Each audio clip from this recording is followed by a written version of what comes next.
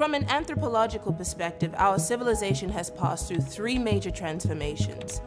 The Neolithic Revolution some 12,000 years ago, and hence the dawn of agriculture.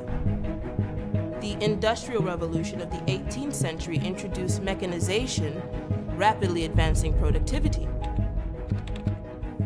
And of course, the post-scarcity revolution that we now know as the Great Transition, which began at the turn of the 22nd century.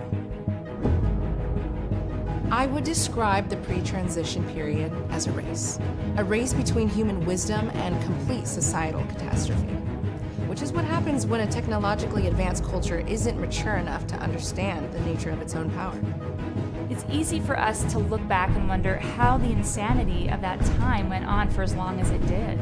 I mean, here we were as a species sitting on vast scientific potentials to ease social stress, improve public health, and find harmony with our habitat.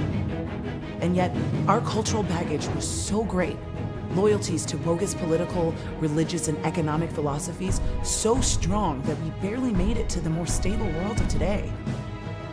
And how did we get to this great transition? Well, it was quite the drama. The traditional avenues of that world's so-called democracy certainly provided no such route. It would take the rise of a kind of apolitical subculture. A subculture existing far outside of the dominant establishments to help guide our civilization in the right direction. And I must say, it is quite the story.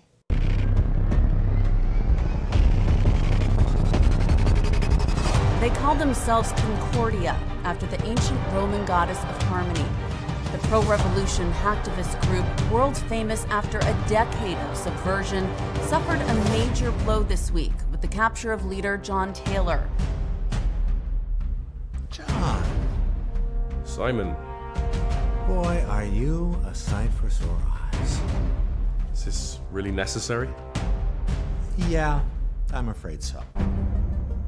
It was just last year they breached the accounts of the world's richest CEOs, extracting some $1.6 trillion, moving that money into virtually traceless charity donations worldwide. I assume you know why you're here and not in some vassal state being tortured, right? Theatrics. So what exactly is this place? I feel like I'm in a badly rendered sci-fi movie. You on a spaceship? Only Spaceship Earth.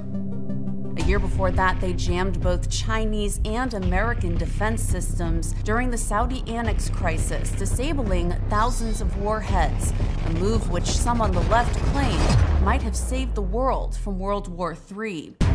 And in 2045, they leaked emails revealing how major Wall Street investment firms lobbied the CIA, Mossad, and MI6 to help procure monopoly control of rare earth metals in Asia.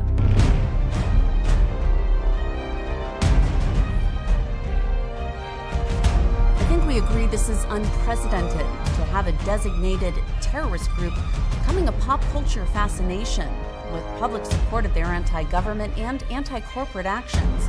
Their published manifesto has been downloaded hundreds of millions of times, with thousands of supporting groups out there in social media.